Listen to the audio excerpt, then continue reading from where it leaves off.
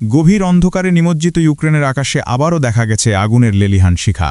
রাতজাগা শহরগুলোতে আর নেই আলো, নেই উষ্ণতা, নেই সেই জীবনের শব্দ। সবকিছু যেন ধ্বংসের এক নিঃশব্দ সুরে মিলিয়ে যাচ্ছে। গত ২৪ ঘণ্টায় রাশিয়ার ভয়াবহ ক্ষেপণাস্ত্র ও ড্রোন হামলায় ইউক্রেনের বিদ্যুৎ অবকাঠামো মারাত্মকভাবে ক্ষতিগ্রস্ত হয়েছে, যার ফলে সারা দেশের অধিকাংশ অঞ্চল এখন কার্যত অন্ধকারে ডুবে গেছে।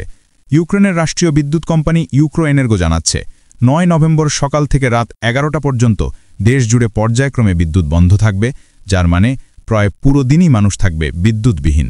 সরকার ইতিমধ্যেই ঘোষণা দিয়েছে যে রাষ্ট্রায়ত্ত সব তাপবিদ্যুৎ কেন্দ্র বন্ধ রয়েছে, বিদ্যুৎ উৎপাদন একেবারে শূন্য নেমে গেছে এবং এই পরিস্থিতি আগামী কয়েকদিন এমনকি সপ্তাহব্যাপী চলতে পারে। রাজধানী কিয়েভ সহ পূর্ব ও দক্ষিণ ইউক্রেনের বহু শহরে ইন্টারনেটও প্রায় অচল হয়ে পড়েছে, কারণ বিদ্যুৎ না থাকায় টেলিকম নেটওয়ার্কগুলো বন্ধ হয়ে গেছে। বিশেষ করে পোলতাভা ও খার্কিভ অঞ্চলে ইন্টারনেট এবং যোগাযোগ ব্যবস্থা ভেঙে পড়েছে সম্পূর্ণভাবে।